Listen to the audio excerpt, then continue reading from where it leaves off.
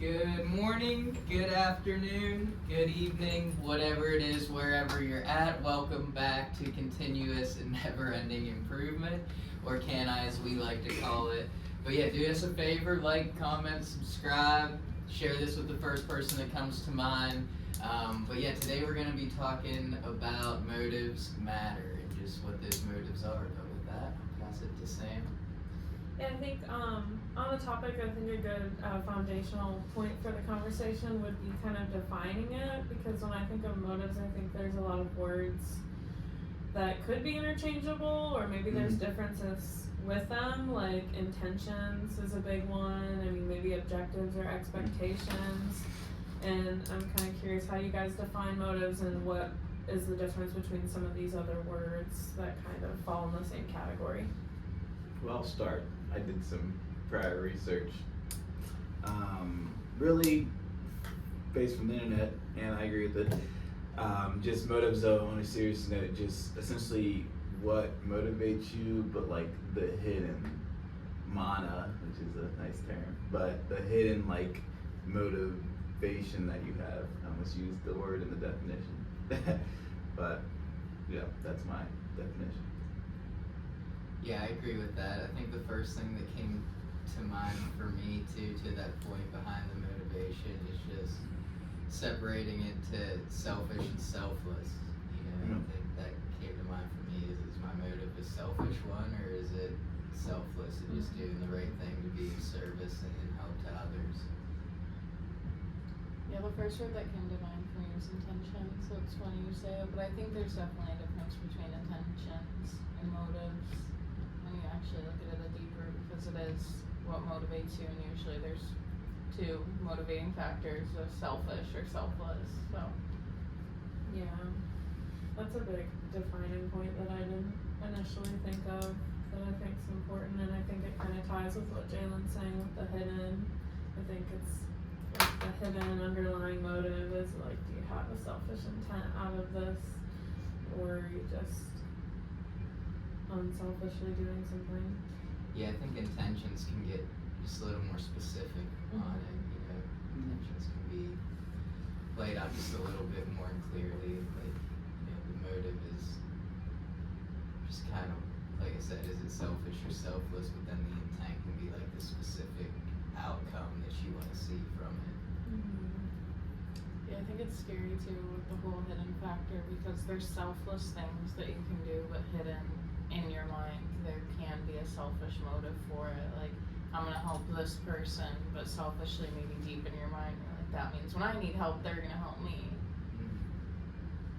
I feel like sometimes you can even lie to yourself with your own motives, because you can spin them either way depending on the situation. Yeah, that just makes me think like that would be like a manipulative motive. You know what I mean? Like, I'll help them because I want to get this in the future. You said a selfish one, rather than I just want to help them because it's the right thing to do right now. I don't need anything in return.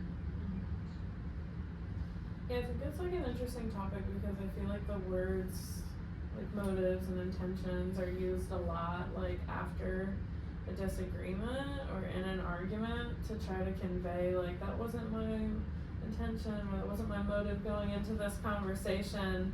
And it kind of made me think like, do we actually think about our motives before the fact, before like coming to someone with a conversation, or are we just like, I guess it is like you're saying, the underlining thing, so maybe it doesn't need to be thought about, but I feel like oftentimes it is thought about after what's said is said and the person reacts, and now we have to try to like convey what we were trying to do. So I'm curious on your thoughts in terms of the way they're used and when they're used.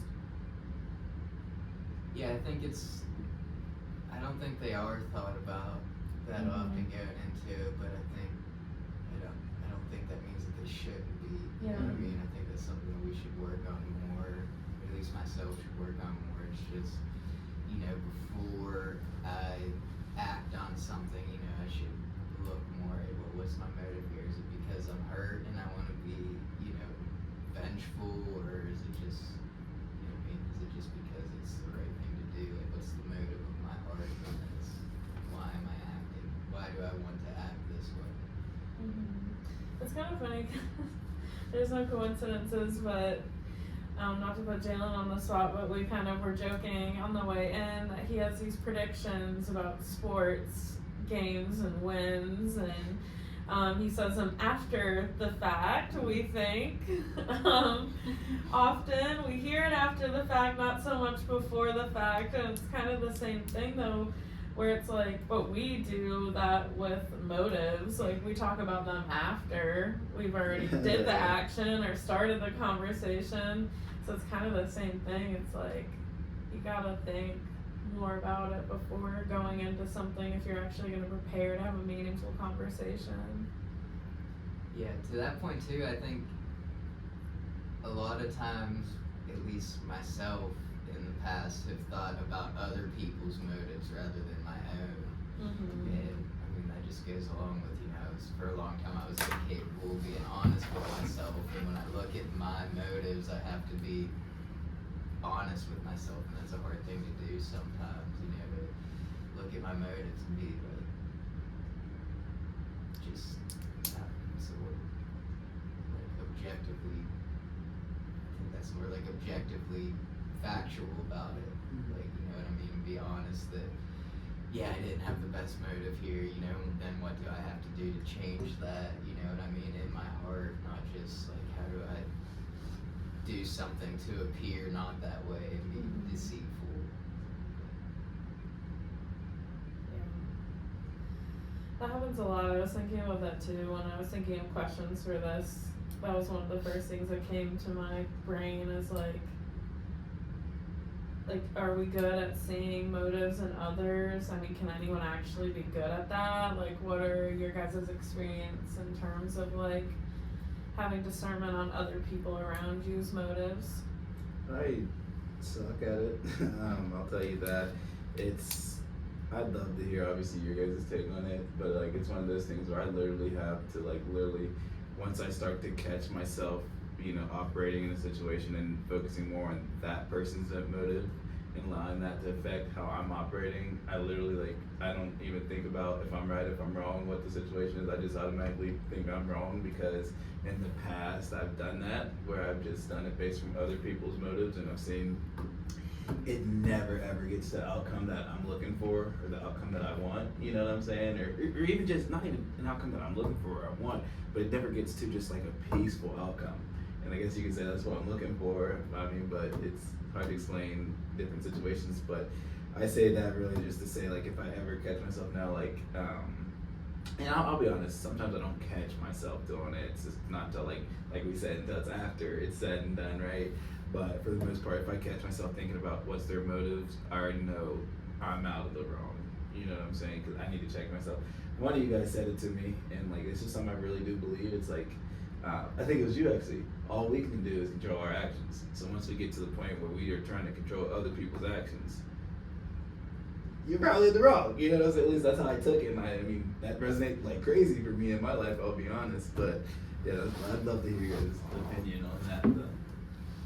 Yeah, I think it's hard to recognize, at least at first glance, but there is certain people where you find patterns within them. Like, I'm sure we've all had that friend tell us, like, don't be friends with them, they're gonna do this to you, and then it ends up happening, and you can kind of sit back and be like, yeah, that probably was their motive, considering multiple other people have had that experience. But I think judging off one situation isn't necessarily fair, because even me, I can admit there's times where people think my motive was one thing and it was completely not that at all. So I don't think you can assume, but if it's a repeating pattern of, say, someone using you over and over again, I think it's pretty clear their motive becomes they want something from you. Yeah, I can agree with that, because what came to mind for me was just, I mean, I don't know, I feel like sometimes I'm good at it, sometimes I'm bad at it, but I think it goes back to, like you said, you can't judge it based off of one instance, but you can judge it off of somebody's character,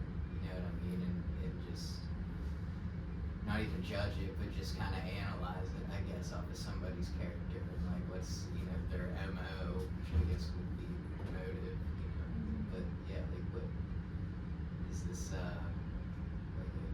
is this person greedy or is this person selfless? And then it's kind of easy to be like, okay, then they're doing this for the greater good, or they're doing think that's why like motives can get so tricky and be really complicated though, because it's like you can't. I mean, you can, but from personal experience, it doesn't go well. Come right out and ask someone like, "What's your motive?" Because in that simple question right there, like you're calling that entire person's character into question, because you wouldn't ask if you thought they had a good motive. So like it's really hard to. It's almost like you have to have intuition and like analyze patterns and use your own character and judgment a bit. I mean, See, that's where it's really challenging. You can, like, I think asking that question is a bold move and doesn't end the best. That's why I'm like, I'm so curious, because something for me, like the character, who are we to be able to actually tell somebody who their character is? Like, because isn't that judging essentially? Like, what do you mean? Like, oh, that person's a greedy person. Aren't you judging that person's a greedy person? You know what I'm saying? Like, I believe that, like, you guys know me, I sort of have a crazy mindset, but like, you know, just like in the Bible, forgive 7 times 7 times 7, so I said the same, we had the conversation, but like, with all of us like being God's children, who am I to love anybody any less, regardless on like what happened in the previous, if that makes sense, you know what I'm saying? You can love like, them from a distance, but if they have a poor motive that's affecting your journey and growth. Fair enough. I mean, letting go and knowing how to guard your own hearts. Like, there's a difference between that and like judging. Yeah. I think it could be more of an observation, maybe not a judgment. Like if you have a friend that steals all the time and scams people, okay, you're observing that they might have a problem and maybe you should distance yourself. Yeah, I mean, that's what I was thinking too, is because, I mean, it just goes into like our heart postures. I don't have to hold a resentment against that person. I mean, because, you know, their actions up to this point are greedy or deceitful, whatever it may be. But if that's a fact based on their actions to that point, then I mean, I might have to, like you said, distance myself or whatever. But that's also not to say that God can't change them. And for me to say they're always going to be a greedy person, like that's not, I have to then analyze my aspect of it and say, well, did I give them the opportunity to do X, Y, Z to me? You know what I mean? Was I overly trusting, or, you know what I mean? Rather than just praying that, you know, their heart be changed and that their eyes be open to whatever their action is. But yeah, I mean, I think there's kind of looking at it based from the fact and then just judging somebody without any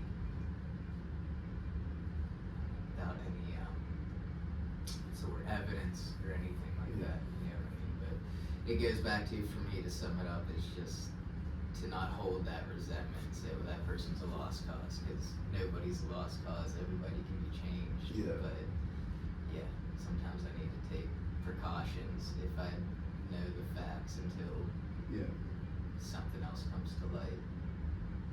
See, that's something that's always been challenging to me, genuinely.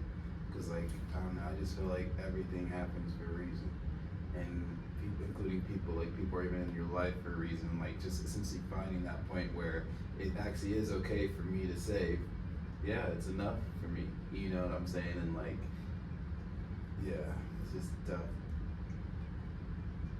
And I mean, that just goes back to kind of what I was saying is, I mean, if you understand that and want to continue to put yourself around that person and hope that they'll change and not write them off, like cut them out of your life, then I mean, that's okay too. But it's just to not, you know, if it happens 7 times a week, just to not get resentful about it, you know, and you forgive every time, but to remember that, like you said, I put myself in this opportunity. I'm not gonna, you know, cut them out of my life, so I continue to, you know, give them the opportunity to do something I know that's in their nature, that's in all of our nature to be that way, you know what I mean? It's tough because it kind of calls into question the entire like motives matter. It's making me think like a little bit, like, do motives matter? Because like sometimes we can fixate so much on someone else's motives and be completely wrong, or like, you know, they're having a lapse in judgment and going through a season where they're being a little bit more selfish, but all the way leading up to that point and what they could be after, like, is like a loving, caring friend or whatever that is, and it's like it can get muddy sometimes when we fixate on someone's motives because they can be ever changing. Yeah. I guess to us they don't have to matter, but like to God they matter. You know what I mean? It makes me think. I was just reading in Genesis about Jacob and Laban, and you know, it was Laban like changed his wages 10 times, and Jacob just kept working, knowing that he was doing all these things until the day came for him to escape and run away. But like again, he kept putting himself back in that to continue to work. He didn't change his heart or his motives, even though he knew that he was being kind of taken advantage of. You know what I mean? And God blessed him, even though Laban was trying to take advantage of him. And I think that's where it matters. Like God sees, who's being righteous and who's being selfish in that area, to where that's where motives can matter. Yeah. But to us, they don't necessarily have to. I'm just going to continue to do what's right, even if their motives are to take advantage of them. Yeah, I think it's funny because it's almost like it can be a weird argument when it goes as far as like relationships and friendships to outright ask someone like, what's your motive? But it's such a question that is casual in the workplace almost. Like if you're like meeting with a coworker and you're like, what's your motive for this year? Meeting with a customer and you're like, what's the motive of today's appointment? It's so weird that it can have different meanings depending on your level of relationship with the person and then the situation it's also used in. Like it's like you said, it's something we throw up so much in the middle of an argument, and it's like, well, what's your motive with this? But there's also such a casual sense of it too. That is funny. I didn't even think of like the ways that it is kind of casually tossed out there. Or not so casually, like it just brings to mind for me, like in a court of law. You know what I mean? They analyze what's the motive was a lot, and that could be the difference between voluntary or involuntary manslaughter. Yeah, true. It is complicated. There's a wide. Or like arson and an accidental fire. Yeah. Yeah, it's funny because I actually was listening to a podcast too, and they kind of were discussing, they were using the word intention, not motive, but they were saying like, how do people fight if you have the same intention, or why do people fight if you have the same intention? And I don't know, I thought it was a good question. Obviously you can have the same intentions but have differences in how you see going about things, but it's kind of like an interesting concept. Because I think sometimes when you're like, I have the same goal as you do, you're not saying it, like, that doesn't really break through or get you anywhere sometimes, so, I don't know. But at the end of the day, that is what matters, so. Yeah, and I think that just goes too to, you could have the same goal, but have a motive of, we gotta do it my way though, it's my way or the highway, you know what I mean? I don't wanna get there doing it your way, because then I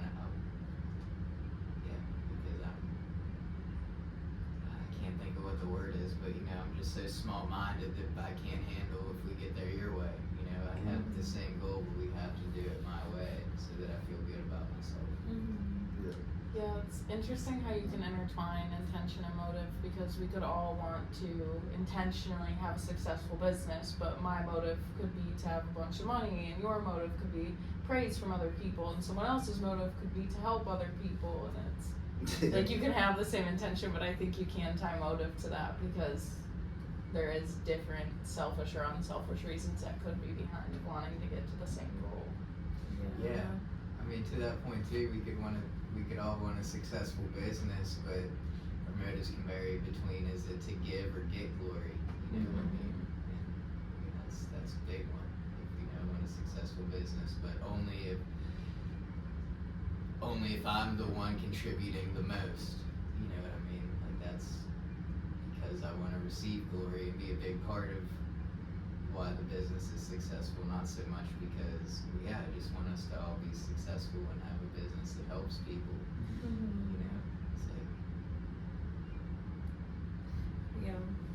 I also think it can be dangerous too, like, I don't don't know, I've caught myself saying, like, to people that I'm arguing with, intentions, like, I don't care about your intentions don't matter, because what you still said was hurtful. Because I'll say, but I had a good intention, blah, blah, blah, blah, blah. And it's like, I think that also gets used. It's so funny because, like, just having this conversation, it's just verbiage around arguments a lot is where this is used in, like, the day-to-day. And it's like that, you can't use statements to blanket over something or cover something up. And I think it goes back to the initial definition, like, there's a lot of hidden, like, ness, how we view ourselves, you were talking about that, and, like, I don't know, it's very complex.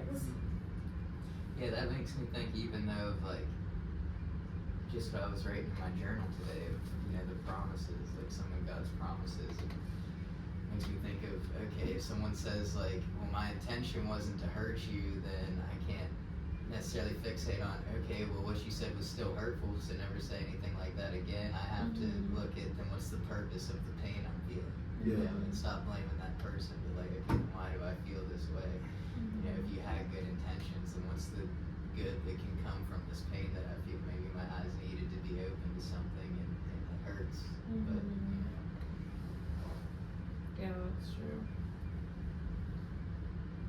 That's weird that there are a lot of words that can be used for good and are tossed around, I'm sure, in multiple successful conversations right now, but it's also such hurtful words too, kind of like you said, like, people use it to blanket over things, like, I'm sure we've all had that person, like, not to be offensive, but, like, you're about to say something offensive. Like, yeah, it's like a warning, here comes something, like, I have good intentions, but, like, With all due respect. yeah, and you pour some crazy stuff out on it. It's crazy. It's like literally going to war. Like, you're telling somebody, hey, I'm about to attack you, Yeah. and you expect them not to put their guard up and want to attack you back. It's so true though, and it's all about the way you, like, approach it. I'm really bad at that. I'll tell you now. I always will say, hey, this is going to be hard to say, and then I'll drop in. I'm like, well, you're bringing so much light to it. Of course it's going to be like that. And it's just wild how we are. Yeah, it's so weird. I remember I had a meeting one time, and it started with, I know I'm gonna say a lot in this that's probably gonna offend you. And none of it actually offended me, but that statement at the start, I was fuming Just the whole triggered time. you, Yeah. Who was it? Who said it? I can't Who? figure that out. Who was it? Me? No, Oh, okay. surprisingly not. Okay, I'm sorry. I'm trying to tea, baby. What the tea? I think I think that's a good kind of bookmark though, to when I feel that way, when I like go into something knowing what I'm gonna say is gonna be hurtful or, you know, it could cause some pain, that's when I need to take a minute, especially to be like, okay, then what's my motive? Am I saying this because I was hurt? Am I saying this because I care? You know, and go into it with that rather than just like, I feel that I need to say this, I know it's gonna hurt, but I'm gonna say it, because then it could be, like I said, self-righteous or just vengeful, or is it because it needs to be said? Yeah. Simon Sinek actually has a really good example of how to communicate in difficult conversations that addresses exactly what you said, where he's kind of like, you know, I'm not the best at doing this, and honestly, I hate these conversations, like, they make me feel really uncomfortable, but, like, I care so much about you that, like, I would be doing, like, both of us in our relationship a disservice to not, you know, just come to you and be transparent and say what's on my mind, and then wherever it goes from there, like, I completely, like, and just lays it out, like, really with the intention, not saying I have good intentions, period, very generalized, like, I have good intentions, I think, I'm not good at this, here's what they are, like, and you're, like, softening the blow almost, or, like, now they can refer back to, like, you saying, I care so much about you, this is why I'm saying this, not, this is gonna really make you mad, here you go, like, and all they're thinking about is, why are you trying to make me mad, like, but, yeah, communication's so funny, because so many directions we can go, and it's normally like 0 to 100. Yeah, it can be tough, and I mean that's why. I mean, people can go to college for communication degrees because it's a skill, you know. But yeah, I mean that's a I mean, it goes back to this whole like book, start with the why. Like, I think if you explain why you're doing something instead of just like bum rushing and doing it, it just helps the other person, whether they like what they're hearing or not, have a bit more of understanding than like throwing up their guard immediately. Yeah, or even going into it with like a sense of vulnerability and confession of like, hey, I'm about to say this because I feel this way. You know, I've been feeling this way for some time, and yeah, I just I want to air it out and let you know how I'm feeling and see if you know you're making me feel this way on purpose, or if I'm feeling this way for no reason, or. Yeah, because I like feel this way about myself and I didn't even realize Am I being it. insecure, or you know, what is it? I think it's important too to have multiple motives on your mind as well, because when you're just one track minded with this is my motive, we kind of talked about it earlier, like this is my motive for the day, you could miss so much positivity. Like, say you are going to meet with a customer, like, okay, I have a couple different motives. I'm going to sell you, I'm going to teach you something, or I'm going to learn something. And it's guaranteed one of those three things is going to happen. If you went in with one of those, you're automatically going to be disappointed. You have a 50-50 chance now of was it met. Yeah, that's true. Yeah, it makes me think of, I think it's important to keep like a broad motive, and I think we touched on it a little bit already, but like, you know, when I narrow in the intentions of it, like, well, my motive of this deal is to sell it, you know, or to get my rep paid, instead of like, my motive is to go in and really find the best way that I can help this customer, you know, and just like they scheduled it, how can I help, and keep it open to that, and then let the rest kind of take care of itself.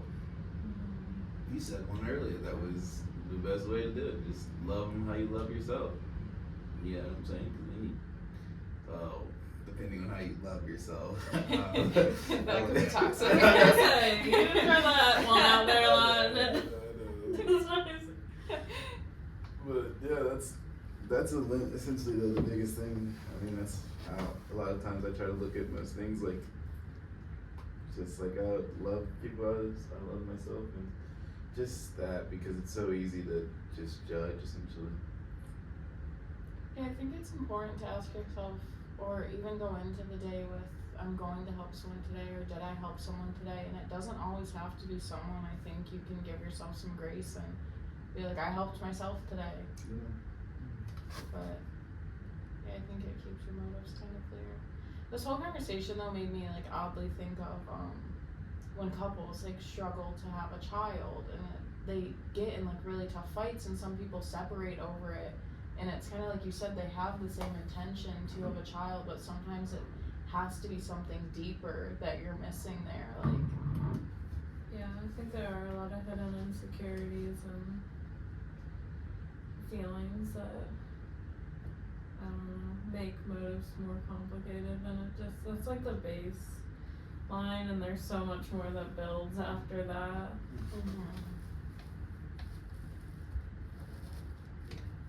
Something that came to mind though while you were talking, Jay, was like some people do almost, like you said, love people as you love yourself, but also I think some people have a tendency that they need to love themselves as they love other people, you know, because I think some people are just kind of, I don't know what the right word is, but I guess, you know what I mean, they're willing to like do whatever it takes to help other people, but they don't do anything to help themselves, and they run yourself into a hole doing that rather than, you know, finding that balance of, you know.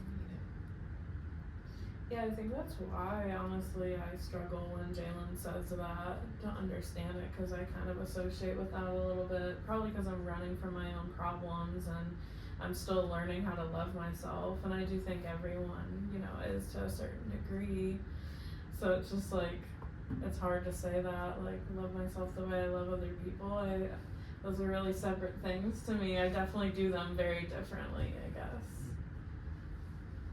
But yeah, it is an interesting parallel.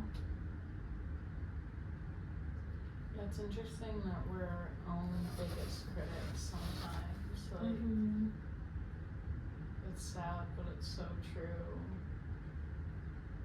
we excuse other people for so much, but struggle so hard to excuse ourselves for our own mistakes. That's why I have no problem giving feedback. Okay. I'm playing. I knew you were there smirking for some sort of reason. I'm like, what is he about to say right now? But do you give yourself that same feedback? I do. I No literally do. way. I know it doesn't. You guys think I'm literally just a crazy rat to be a crazy rat? No, it's because I literally drive myself insane with the feedback that I give myself. Just because, like, I realize I'm not perfect and, like, trying to be a perfectionist is always deceiving. And it's like, it's just the same circle though, you know, I run, and if you run that circle, you're gonna, as you guys see, mess up a lot and a lot and a lot, and like, yeah, but. Do you think you're too self-critical? I don't know. It's hard, how would you describe that? I don't even know. Yes. I guess so. Then. I guess so. It's I would like, say any perfectionist is. Yeah. because, Yeah, I mean, that's I part just- of it. I just had a journal entry the other day about struggling, like I wrote myself about like struggling with perfectionism because it's unattainable. It will always be unattainable. There was only one person to ever be perfect and Yeah. live a perfect life. And if I'm trying to live a perfect life, then I'm only gonna continue to mess up because I'm gonna beat myself up for those mistakes rather than understanding it's not about living a perfect life but a righteous one, you know, just doing what's right and learning from mistakes. And like I said earlier too, is, you know, I mean, sometimes maybe it takes a mistake to open my eyes and to what needs to happen next. But if I just beat myself up for the mistake and that I made it and that I want to be perfect, then I won't learn the lesson attached to it. Yeah, it's weird we don't cushion ourselves. We just have this voice in our mind all the day, like, you suck, you do this. Like, we don't have that whole, like, okay, not to offend myself, but, like, you just let it loose. Yeah. Funny. Yeah, I think like when you get stuck in the rut of like beating yourself up, whether you realize it or not, it can look different too. Like it could just lead to overthinking and doubt, or you can find yourself like feeling like you're standing in like quicksand where like everything else around you's moving, but you haven't even forgiven yourself for what you did. So you can't move forward, so it seems like everything else is moving forward but you. So it's like, yeah, that's... And then before you know it, you're lonely. And then before you know it, you don't have any friends. And it's just the world spiraling. And like you said, sorry. I just... I guess that's I got crazy. Whoa. Too wild. But like Vertex said, though, literally, did you call anybody? But no, like you were saying, you suck your own self in that own rut. But because you're just so fixated on, you know, just everything that's essentially not going the way it should be going, it's hard, you know, thing. Yeah, I like how you said that too. Like, it's not rejection if you didn't even reach out. Yeah. And I think that goes to God. A lot of people think they're rejected by God, but it's like, did you reach out? You know what I mean? Did you actually take time to go to Him, or did a circumstance happen and you perceived that as rejection? You know what I mean? Then maybe it's, as we talked about earlier, you know, maybe sometimes a closed door is a blessing, you know. Sometimes maybe a door has to be slammed in our face so we don't go through it.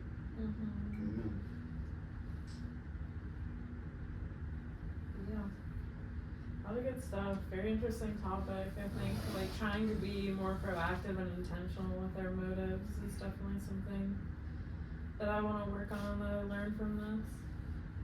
I agree. Absolutely. I think it just brings to light like self-reflection, like to boil it down is, you know, to not be so fixated on other people's motives, but to, you know, look at my own part in it. What are my motive? Like, almost what's my motive and wondering what their motive is. As we kind of Catch talked on. about it earlier, yeah. Is it to point the finger, or is it to, you know, resolve the problem? Yeah, it's like we think we're detectives and we're gonna catch someone in the act of like hurting us. What are we trying to solve here? Yeah.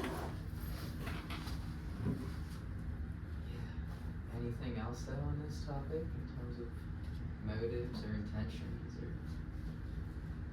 Not really. I guess I need to keep an eye on myself a little more and get it off of other people. Yeah. Amen. You need that. Okay. Like, That's for here you we go, too. automatically flipping it. That was for you as well. Yeah, amen though. With that. Amen. Yeah, I texted you one day, I need to focus on my own salvation, not yours, and that's, Yes. that's what it is. I can't be worried about what everyone else is doing. I can only worry about what I'm doing. But, Mind your business. Hey, that's a stand-up dude Mind too. your own business. That's a stand-up dude. yeah, Really. but with that, I mean, yeah, definitely focus more on self-reflection and not, getting to the bottom of other people's motives. And, give yourself some grace in that. What's your too. motive, Olivia? Give yourself some grace. Don't forget So that part. Don't be a funny. perfectionist about it. But have a blessed day, and thanks for joining us. Bye.